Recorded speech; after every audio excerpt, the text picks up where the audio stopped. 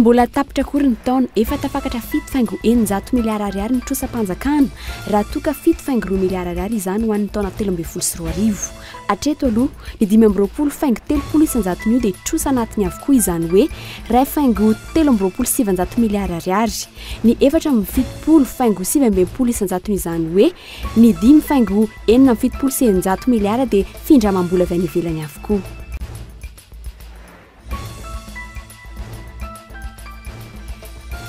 Zazavavy kely iray 10 taona namony aina androany teny ampita-tafika vokatry ny kapoka nataony ray aman-dreny azy nanday izany anefa ny ray aman-dreniny ary nilaza fa nianjera tamin'ny tohatra no nahafaty ilay zaza nandiso izany kosa ny ray beny.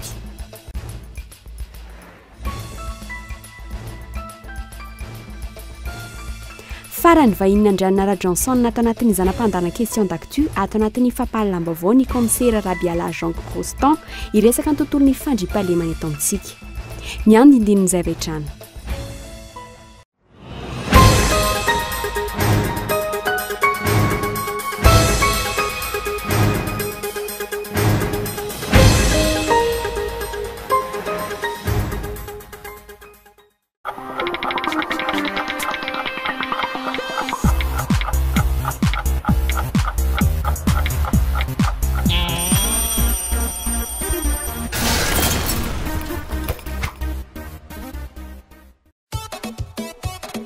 C'est à Tiavenau, hitanao avokoa.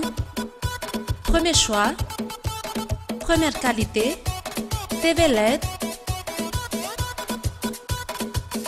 marque originale, subwoofer, synthétiseur, lecteur, sonorisation. Hitanao any amin'ny magasin Baolay. Baolay ny tsara trano. Du grand spectacle arrive sur Canal+.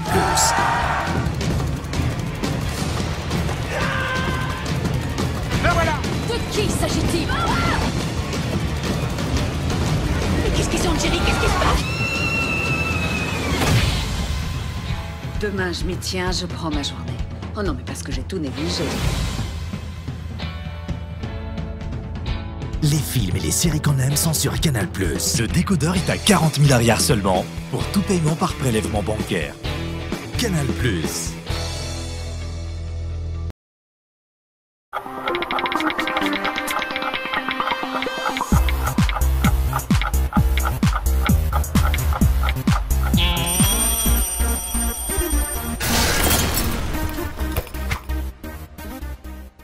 Ankafaliana trano tomboky lasy tomboky vavy ny tsy tiany indray ny tokantrano amin'izao takariva izao asaina mpanajandriary ianao anaraka ny fampahalam-baovao hatramin'ny farany.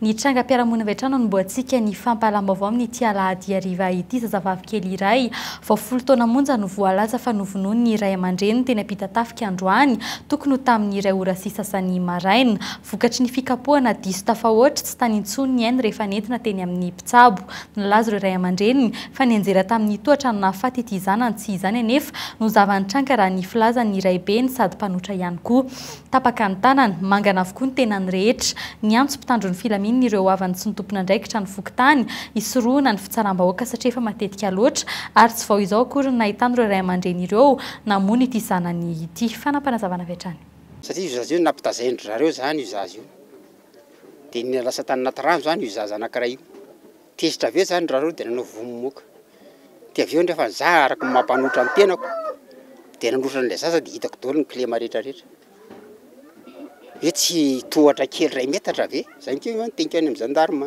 tohatra kely 2 metatra ve dia voany io zaza io hatraty vo daholo mihitsy nila kibo mangana. Efa voatazona eny amin'ny zandary eo mpivady ireo atao famitorana handrasana araka izany ny tena zava-nisy marina amin'ny fahafatesana ity tovovavy kely izay tokony hiditra hianatra raha mpitsoa ity. Famboly amin'izay trangam-piarahamonina izay hatrany ny rehetra ary kilany hafa avokoa ny fitaovana rehetra tao amin'ny trano ny jeneraly andria mifidy soa alina tokony ho tamin'ny iray ora sy sasany tsy tany intsony ny afina dia tonga avy hatrany taorian'ny antso aza ny mpamonjy vonina ny fiarovana ireo trano manodidina tsy hitaran'ny afo no antsisa afaka natao raha ny loharanom-baovao azy teny an-toerana fa avoazana eo amin'ny tanany sy ny tongony ary ny loha no nazo ny jeneraly sy ny zanany izay ny amin'ny hôpitaly Soavinandriana amin'izao fotoana izao court-circuit nahatonga ny firetana raha ny fanazavana azo teny an-toerana mbola mitoy anefa ny fanadidina amin'izao fotoana izao amantarana izay tena fototry ny afo. Fa eo amin'ny pejy toe-karena kosa indray efa nentina teto amin'ny fampahalalam-baovao Nikolo fa vola be no mihodina amin'ny fampandehanana ny raharaham-panjakana isan'ny voatsikera matetika ny vola lany ny androm-panjakana tsirairay misy eto amin'ny firenena raha tsy ilaza fa tsy nisy olom-bahoaka karama mihoatry ny 3 tapitrisa ariary isam-bolana. Etsekilan'izay ny fandaniana amin'ny solika na ny sekal talohan'ny taona 2024 miliyara ariary izany fandaniana amin'ny solika izany nanomboka hatramin'ny taona 2024 kosa nahatratra amin'ny 70 miliyara ariary izany anao indray ny fandaniana amin'ity repoblika faefatra ity fanadidiny Kaeto Andriatsilavo. Tsy mitsahatra ny miampy hatrany ny trosan'ny fanjakana malagasy. Tsy mbola tapitra akory ny taona dia efa tafakatra 7.9 miliyara ariary ny trosam-panjakana raha toa ka 7.2 miliyara ariary izany ho an'ny taona 2023 iray manontolo. Hatreto aloha ny 5.30 isan-jato io dia trosa anatiny avokoa izany hoe ny 2.7 miliyara ariary. Ny 4.70 isan-jato izany hoe ny 5.9 miliyara ariary dia findramam-bola avy any ivelany avokoa. Akoatra ny fampandehanana ny raharaha anatin'ny fanjakana, isan'ny andaniam-bola be ihany koa ny solika ampiasain'ireo mpiasa amin'ny androm-panjakana tsirairay na ny sekal izany. Hatramin'ny faran'ny volana septambra teo dia efa tafakatra 4.30 miliyara ariary ny totalim-bidin'ireo sekal nalohan'ny tahirim-bola-panjakana tamin'ireo kompania mpanjara solika. Raha tsy ahivina, aloha isan-kerinandro ivola io ka 500 tapitrisa ariary isaky ny mandeha izany. Ny sekal izay fandaniana tsy maintsy ilain'ireo androm-panjakana tsirairay avy hampandeha ny asany. Manomboka tamin'ny taona 2020 dia tafakatra manodidina ny 70 miliyara ariary isa-taona ny teti-bolan'ireo sekal ireo. Tsy maintsy mbola iampy hatrany ireo trosam-panjakana ireo rehefa feno tanteraka ny androm-panjakana rehetra amin'izao repoblika faefatra izao. Hatreto anefa ny hetra no amin'ny fidiram-bola anatiny ananan'ny fanjakana malagasy. Fa eo amin'ny lafiny fizahantany kosa indray eo ampantanterahana ny fanisana ireo guide touristique matiana ny ministeran'ny fizahantany amin'izao fotoana izao misy ny fanofanana izay karakarain'ny ministera mpanaraha-penitra izany asa izany. Isan'ny fepetra takina ho an'ny guide touristique local ny fananana BEPC fiofanana roa taona aorian'ny nahazona ny mari-pahaizana baka kosa no tokony ananana ireo guide national. Fa eo amin'ny lafiny fampianarana kosa indray ny ray feo avokoa ny mpampianatra rehetra fa misy tsy mifanaraka amin'ny vanim-potoana ankehitriny intsony ny fandaharam-pianarana eto Madagasikara ny fampianarana izay voalazan'izy ireo fa hiantoka ny hoavin'ny firenena iray manontolo. Sendikan'ny mpampianatra maro no nankalaza ny andro isam-pirenena ho an'ny mpampianatra. Fanadidiny. Na samy manana ny syndika misy azy avy azy ireo mpampianatra nankalaza ity andro irasam-pirenena natokana ho azy ireo ity. Azo bangona io iray ihany ny tanjona tian'izy ireo atongavana ny fanaovana lahara-pahamehana ny fampianarana eto Madagasikara. Isan'ireo nankalaza izany ny syndikan'ny mpampianatra malagasy na ny SEMPAMA izay ivondronan'ny mpampianatra karamain'ny fanjakana hatreto. Zao rafim-panabeazana misy eto amintsika amin'izao fotoana izao dia rafim-panabeazana tsy mifanaraka amin'ny filan'ny firenena ka mahatonga ohatr'izao. Ary ny SEMPAMA dia miaiky fa nitsikompakompa nandritra 4-20 taona izay nampandeha an'iny rafim-pampianarana tsy mifanaraka amin'ny filan'ny firenena iny. Manomboka izao izany dia mitaky ny SEMPAMA ny ametrahana rafim-pampianarana vaovao mifanaraka amin'izay efa lan'ny firenena izay. Ary aminay SEMPAMA koa indrindra izay zao dia anisan'ny ametraka ny hoe ny teny eto mampianatra dia ny teny malagasy, ny teny reny zany. Isan'ny zava-baovao entin'izy ireo ny ampidirana ao anatin'ity sandika ity ireo mpampianatra tsy miankina. Isan'ny nankalaza niaraka ity andro ity ihany koa ny ANEFA ivondronan'ny mpampianatra FRAM sy ny SINOMA izay mpampianatra nivoaka tamin'ny école normale. Ho azy ireo miantoka ny hoavin'ny Madagasikara iray manontolo ny fampianarana indrindra ny eny amin'ny fanabeazana fototra. Na nisy aza ny fitokonana nataon'izy ireo nanambara ny fahavonona ny verina iasa izy ireo manomboka raha-pitso.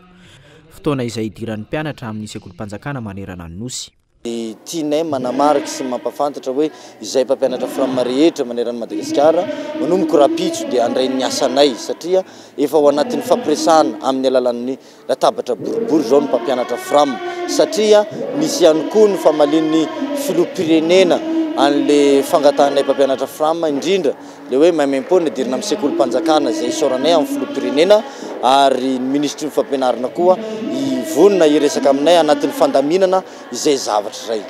Raha nambaran'izy ireo hatrany dia efa nisy ny marimaritra iraisana teo aminy sy ny ministeran'ny fanabeazam-pirenena ny amin'ny andraisana ireo mpampianatra FRAM ho mpiasa-panjakana araka nefa notanterina teto amin'ny vaovao hatrany. Tafiditra ao anatin'izany ihany koa ny fanomezana subvention manomboka amin'ity taona ity ireo mpampianatra FRAM 4,4 alina manerana ny nosy. famboly amin'izay pejy ny fampianaran'izay hatrany fa eo amin'ny ambaratonga ambony kosa olona mahery ny 300 no nahazo fitsaboana maimam-poana omaly teny amin'ny fokotanina andavamamba anaty hazo ny aretin'ny tazo sy ny kohaka no mahazo ny 500 ankizy latsaky ny 10 taona moneny ary ny fiakaran'ny tositra kosa no mampahazo ny akamaroan'ireo olon-dehibe fikambanan'ny mpianatra avy amin'ny sekoly tsy miankina eto andrenivohitra no nikarakara ity hetsika ity fitsaboana maimam-poana teny amin'ny fokotany omaly fanadidiny Michel Valopolo isanjato ny mpony eny amin'ny fokotany andavamamba anaty hazo no miaina ao anatin'ny tsifisina.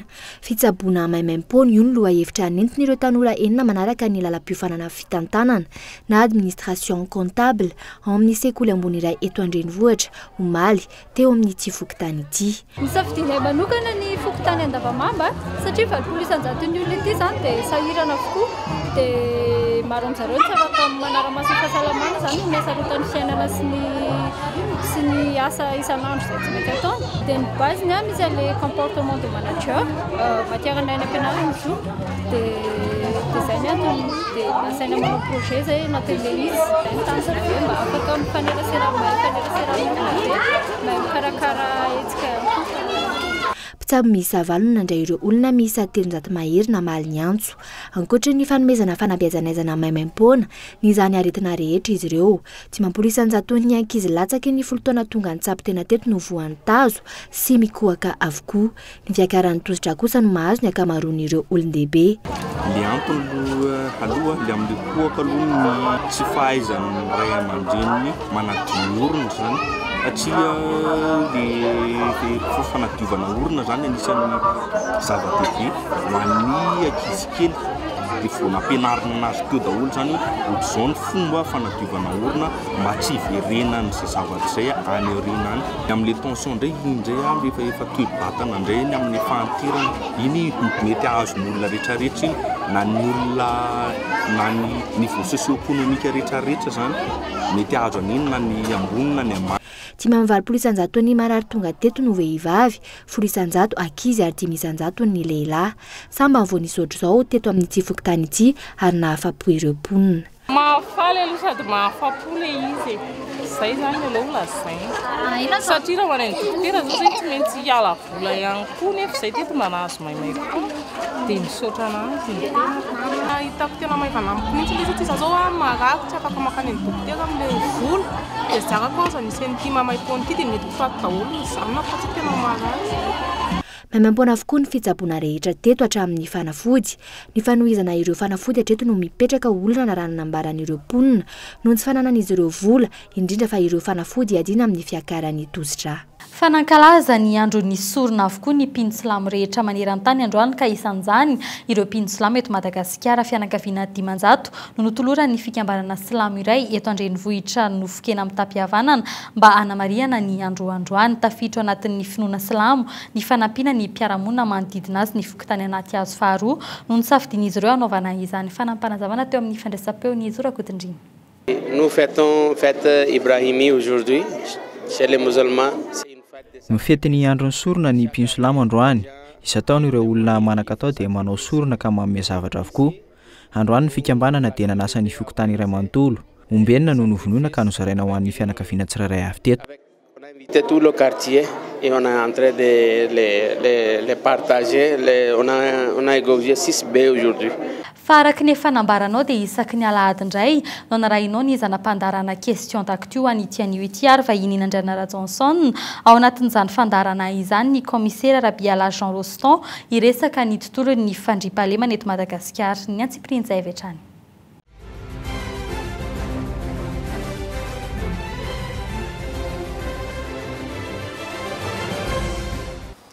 Akafaliana indray toko klasy toko vavy no iarahana aminao ao anatin'izao fandarana question d'actu izao. Amin'ity takariva ity dia manambahiny ny question d'actu tsy izay izany fa ny commissaire Rabiala Jean Roston izay directeur de cabinet ny ministère ny sécurité publique eto andrenivohitra. Araka izany mikasika indrindra ny fandriam-pahalemana eto andrenivohitra ny fivezivezeny ny fifamoivoizana no horesahana aminao. Miaraba anao Andriamatoa commissaire tonga eto amin'ny question d'actu. Efa miaraba anao ihany koa ary miaraba ny mpiainoantsika sy ny mpijery amin'izao fotoana izao noho ny fanasana. Avy hatrany dia fanontaniana 3 taona tompoko ny polisy pirenena manahoana resaka be tao anatin'izay 3 taona zay a ny niakatra trano ny tahan'ny kolikoly na ny teo anivony Bianco zany na ny mpanaramaso ny fiainam-pirenena nahita fa hoe ny polisy pirenena dia anisan'ireo sehatra nahitana trangana kolikoly betsaka indrindra na nahoana inona ny mety sy mahatonga an'izay a fahitan'olona n'izay zavatra ay resaka tsolotra aloha ny anivon'ny fitaterana no asiko resaka bebe kokoa aminatin'izay inona ny tena olona ny anivon'ny polisy pirenena. Ia, misaotra anao izay fanontaniana izay marina tokoa fa ny polisy pirenena dia anisan'ny mifandray amin'ny vahoaka voalohany indrindra. Izay fifandraisana amin'ny vahoaka izay no mahatonga ny ataontsika hoe resaka manodidina ny kolikoly satria ny kolikoly dia tsara ny manamarika fa ny vahoaka tafiditra ao anatiny ny mpiasam-panjakana tafiditra ao anatiny ndresahana eto moa dia ny polisy pirenena ka dia tafiditra ao anatin'izay zavatra izay. Anisan'ireo nanaovana fandadiana tokoa ny polisy pirenena toy ireo sehatra hafa toy ny gendarmerie ny justice ary anisan'ny voakasika matetika ao amin'ny resaka kolikoly. Inona mahatonga ny kolikoly io dia betsaka ny zavatra tafiditra ao anatin'izy io amin'ny teny frantsay hoe paramètre. Betsaka ny paramètre zany mahatonga an'izany kolikoly izany ao ny voalohany indrindra ny lafiny sosialy. Lafiny sosialy amin'izao fotoana izao izay efa ela moa no mipetraka izay zavatra izay ireo krizy nipetraka hatramin'izay niseho matetika ireny rehetra ireny dia tafiditra ao anatin'izany antony mahatonga ny fiakaran'ny kolikoly izany. Misy moa teny anankiray teny frantsay manao hoe le social d'aujourd'hui sera le pénal de demain. Izany hoe ny zavatra miseho androany amin'ny lafiny sosial dia mety hiteraka fandikan-dalàna atsiarina izay zavatra izay. Izay indrindra mahatonga ny fiakaran'ny kolikoly eo amin'ireo sehatra maro eto anivon'ny firenena. Izay indrindra mahatonga ihany koa ny polisy pirenena nametraka izany vaindondra raha ny fiadiana amin'izany kolikoly izany amin'izao fotoana izao. Zany hoe manaiky nareo fa misy le izy. Ny kolikoly dia raha manaiky io fa tsy eo anivon'ny polisy pirenena irery ihany fa ny sehatra rehetra amin'izao fotoana izao dia saika misy an'izy io. Tsy vao androany eny ny kolikoly. Ny kolikoly izany efa tany amin'ny raha ny mpamaky baiboly dia miteny hoe efa tany anatin'ny baiboly dia efa nisy ny kolikoly ary ny ady amin'ny kolikoly dia tsy ho vita velifely. Efa manisy ve polisy pirenena tratra na hoe niakatra tribunal na hoe any am-ponja amin'izao fotoana izao noho ny resaka kolikoly izay malaza be amin'izao fotoana izao? Ia, anisan'ny vaindondrara hoe teo anatin'ny ministeran'ny filaminam-bahoaka ary andrimato minisitra moa izay nanome lalana ny tenako hiteny eto amin'ny plateau amin'izao fotoana izao dia anisan'ny nanatitrantitra mihitsy mikasika an'izay kolikoly izay. Efa nisy tokoa ireo voasazy. Ny sazy mahakasika ny kolikoly moa dia misy karazany anankiroa. Ny ray sazy mahakasika ny pénal moa filazantsika anazy ny ray kosa dia amin'ny sehatry ny mahasa anazy zany hoe administratif zany. Raha ny mahakasika ny pénal teneniko teo dia efa betsaka ireo polisy izay tafiditra tao anatin'izany ka nosaziana tany Majunga moa zany efa voaingana no efa nisy an'izany zavatra izany eraky Madagasikara dia azo lazaina hoe efa nisy daholo zany ka izany ary ny ataonay fotsiny zany dia amin'izao fotoana izao dia miezaka mampihana izany zavatra izany ary efa misy vokatra izany amin'izao fotoana izao. Akoatran'izay tompoko manararoatra anao tonga eto amin'ny question d'actualité ihany vao resaka be ihany koa ny resaka hoe fifamoivozana zany hoe fanajana misy fenitra ve iraisam-pirenena na tahaka an'izany ohatra satria ataoko hoe eo amina rond-point anankiray mampitaraina ny olona hoe ary malaza mihitsy hoe le polisy le fisian'le polisy matetika no miteraka n'le embouteillage. Marina ve zay sa hoe inona ny norme eto Madagasikara? Marina ve le fanakianan'le olona hoe rond-point anankiray efa mampolo ny polisy mijorojoro hoe aiza ho aiza ny momba an'izay? Ia, marina tokoa fa anisan'ny voaresaka matetika raha mikasika ny polisy io fifamoivoizana io. Raha mahakasika fifamoivoizana manokana alohany amaliko ny fanontanianao dia tiako mampafantatra ny tsirairay avy fa zavatra maro dia maro no miditra ao anatin'ny fifamoivoizana raha ny ka Antananarivo manokana no jerevana. Raha ho Antananarivo manokana dia iarahantsika mahalala fa ny fotodrafitrasa eto Antananarivo dia efa tsy mifanahatsahana intsony amin'ny zava-misy. Ny infrastructure moa amin'ny fiteny frantsay efa tsy tokony ho sahaza intsony ny tanàna Antananarivo ny fotodrafitrasa misy eto efa tokony hitarina zany ny tanàna Antananarivo. Zay dia mahatonga fitohanana aloha zay. faharoa manaraka an'izay a mbola eo ihany koa manampy trotraka an'izany ireo ataontsika hoe tsy mahafantatra ny tokony ataony na minitsy tsy mahafantatra ny tokony ataony ka mametraka fiara amin'ny toerana tokony tsy ametrahana izany. Misy ireo fiara izay efa maty tsy mandeha tsony apetraka amin'ny moron-dalana izay tokony lalana andehanan'ny fiarakodia, apetraka any amin'ny trottoir tokony lalana andehanan'ny olony mpandeha ka voatery miditra anaty arabe ny mpandeha. Izany rehetra izany dia tafiditra ao anatin'ny antsoina hoe mandrafitra ny toetoetra ny fifamoivoizana eto Antananarivo. Ankoatran'izany dia eo ihany koa ny ataontsika hoe ny manodidina rehetra ny fiara taritin'olona, ny sarety ireny rehetra eny dia mandrafitra avokoa an'izay fifamoivoizana izay. Iverina amin'ilay resaka police nationale amin'izay aho. Izany hoe izay rehetra izay zany efa mipetraka miezaka ny police nationale manao ny asany araka ny tokony ho izy. Indraindray nefa ny voafetra amin'izay lafin'izay le izy.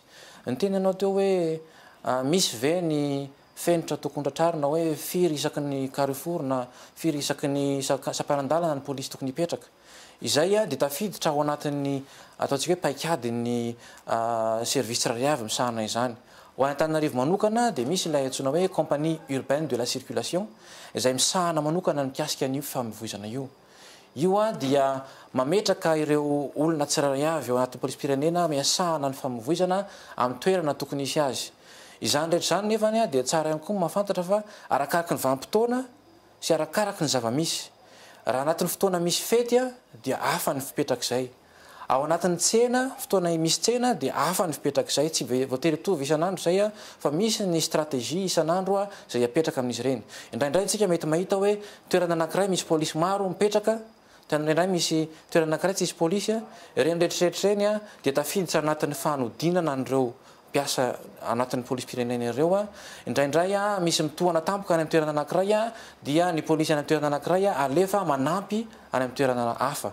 Ohatr'izay ihany koa indraindray malalaka atsy dia mba hisorona kely aloha izy manampy any amin'ny toerana hafa izay azo lazaina hoe efa tsentsina nefany manoloana ny zavatra efa misy teneniko teo ilay resaka fotodrafitrasa sy ny ataontsika hoe ny fahazaran'ny olona tsirairay avy dia manjary indraindray tsy ho ampy ilay isan'ny polisy manao ny asany tokony apetraka amin'ireny toerana ireny. Izay no mahatonga ny fiara-miasa matetika amin'ny ataontsika hoe police municipale. Izay no mahakasika ny fifamoivoizana ivadiantsika amin'ny resaka mahakasika ny attaque à main armée eto an-drenivohitra malaza be mihitsy le izy vao mivoaka ny trano dia efa miorooro hoe ahoana ny momba anahy, esorina daholo ny kavina, esorina ny volamena, efa tsy mahita tsony ianao eny an-dalana manao inona ny tena paikady ny polisim-pirenena amin'ny resaka attaque à main armée eto an-drenivohitra.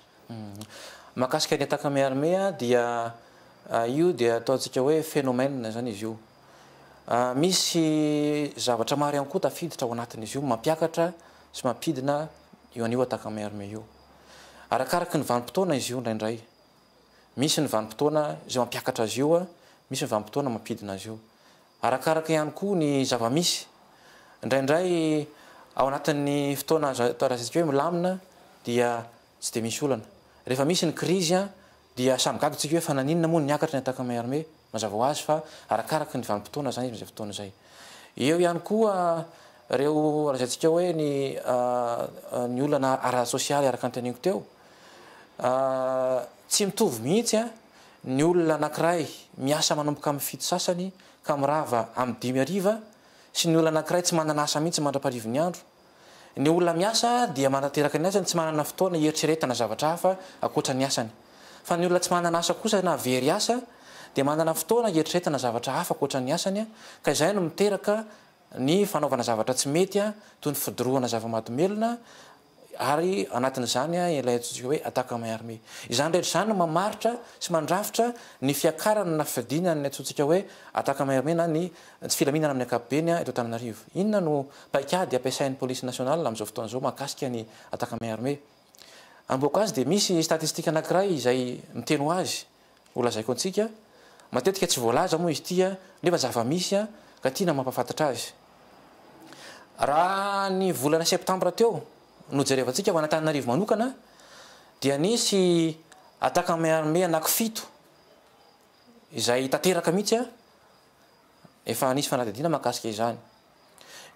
akoatran'ireo fito ireo a dia nisy 7 izay tsy fantatsika ninona tsy nahafantarantsika azy a satria tsy tanteraka ilay ataka amin'ny armée avorté zany ilay ataka inona ny antony mahatonga an'izay ataka amin'ny armée avorté zay zany hoe raha tambatra zany dia tokony ho ataka amin'ny armée 4 no seho tamin'ny volana septembre kanefa 7 ihany no seho a fa ilay 7 a dia tsy tanteraka inona no antony ny antony dia izay ilay stratégie teneniko teo hoe misy ny stratégie apetraka ny police nationale amin'izao fotoana izao a io ilay tafiditra anatin'ilay antsoina hoe police de proximité izay miara-miasa tanteraka amin'ny fokon'olona iny fotony amin'ny vahoaka iny fotony misy moa lazantsika hoe andromaso fokon'olona misy fomba hafa filazantsika azy fa izay moa zany a mety fomba filaza isan-karazany a fa ny vahoaka iny fotony zany no miara-miasa amin'ny police pirenena eto a dia manaratra zany a misaotra an'ireo zay efa azo lazainao efa mezatra n'izay fiara-miasa amin'ny police pirenena zay a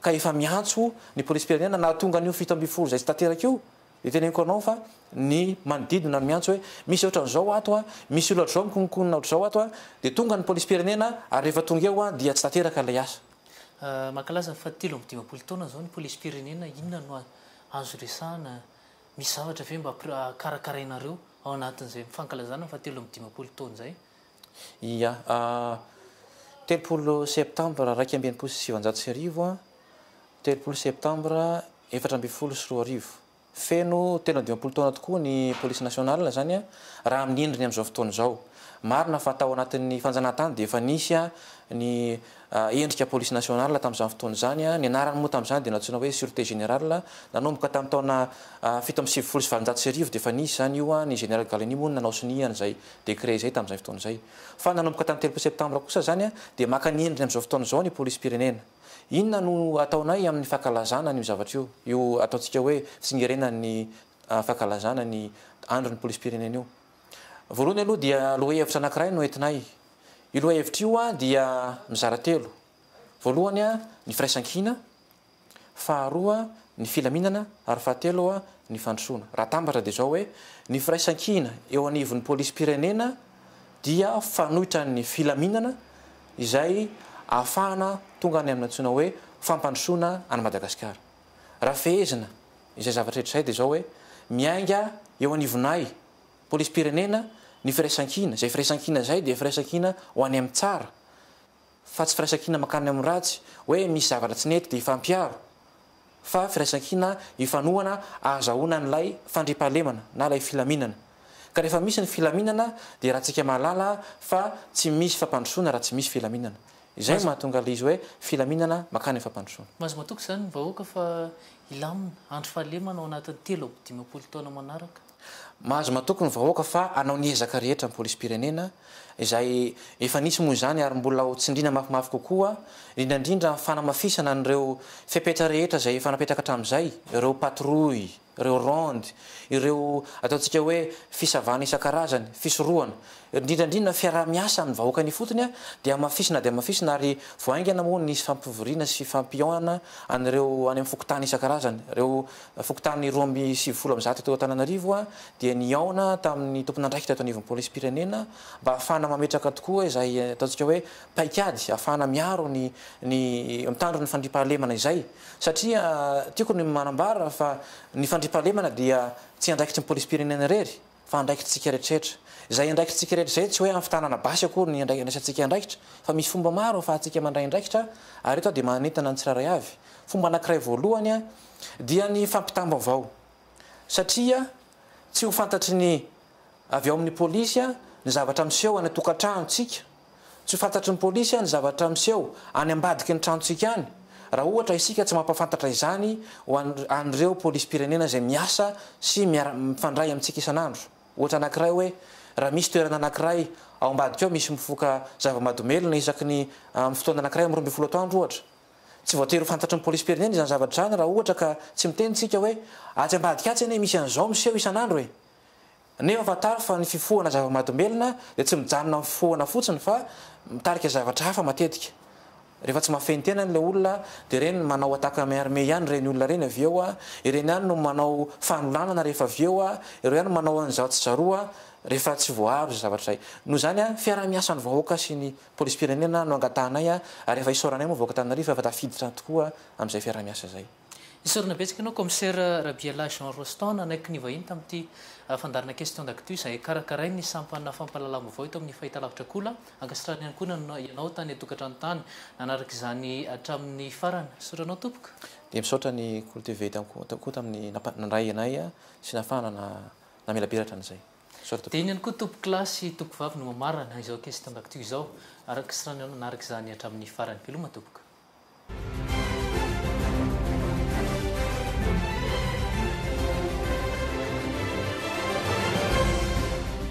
dia izany koa tomboky lasy tomboky vavy no entina manakatona ny fambalam-baovao tamin'ny tianio ity tsorana ianao nanaraka izany hatramin'ny farama amin'ny fotoananao indray raha mpitso amin'ny valory veloma tompoko